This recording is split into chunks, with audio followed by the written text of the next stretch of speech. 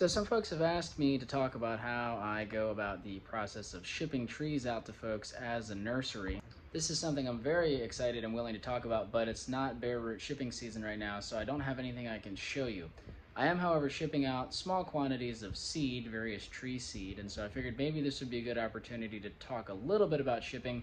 Shipping the seeds, packing the seeds is different and in some ways simpler than shipping the trees, but it'll give you some of the basics if you're gearing up to ship maybe for the first time this fall, or you're looking for ways to maybe improve some of your shipping efficiency. So as with everything in the nursery, this is probably bound to change as I get experience and information, but this is my shipping setup right now, just this little table in the living room. It's not even entirely clean, like there's a fuel filter sitting on here that has nothing to do with shipping. It's a little bit of a mess, but it works. So I've got packets of different types of honey locust seed, or honey locust seed rather, from different parent trees is maybe a better way to say that. Over here I've got bags of serviceberry seeds packed in moist sand. The serviceberry seeds they don't really do good if they dry out. Germination rates go way down. Honey locust seed can do fine if the seed is allowed to dry out, so these are stored dry. For seed, I like to ship out in these little envelopes. I just get them online. I can't remember where I got these. Amazon is a place you can go. You know, I don't love supporting Amazon, but it is a place where you can get those. You can get them at different shipping stores. You can also get online. There's a big online shipping depot called, I think it's called Uline. Anyway, then I, just got little labels.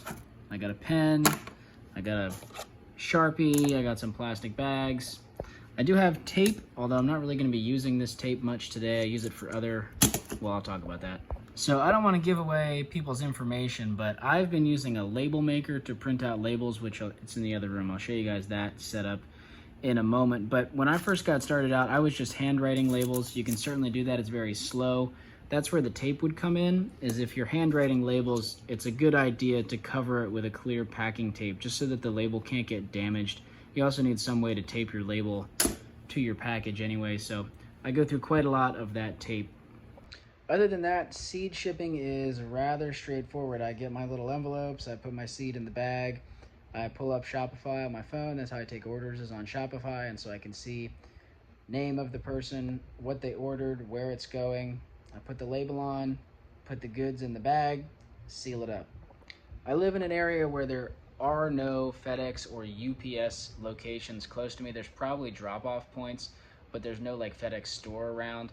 So I just use USPS. I'm just, supporting the postal service. There's a lot of different carriers you could use to ship, but that's been my experience, is USPS. There's always things I'm learning. I might be being overcautious, but I noticed that these little plastic bags, let's see, I have some in here. These are just really cheap, like, I don't know, coin bags, you might call them, these little plastic bags. What I notice is they're not airtight. Even if you seal this top part, if you squeeze, you can squeeze all the air out of the bag. There's ways for air to escape still, so they're not quite sealed. And I've had a few of them pop open in the larger bag. So I really don't want these seeds, especially these small seeds covered in sand, I don't want them to explode in shipping. So I'm double bagging the serviceberry seeds. The honey locust seeds, I'm a little bit less concerned, but there is some concern.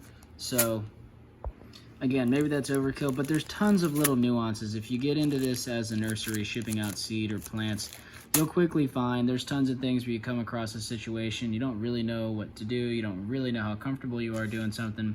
I think it's always best, at least at first, to err on the side of caution, maybe being a little bit,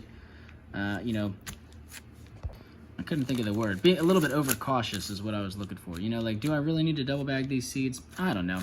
But for now, I'm going to do it, and I think in the future, maybe I'll move away. Maybe I'll try to get less flimsy little bags. That way I don't like to use extra plastic. But whatever, we're doing it. Just thought I'd share that little tidbit. Anyway, let's go take a look at the label maker. A quick note on iteration and organization. I almost said iterization, but you get the gist. I just lost my Sharpie, and I found it now because we're looking at it, but it was right there.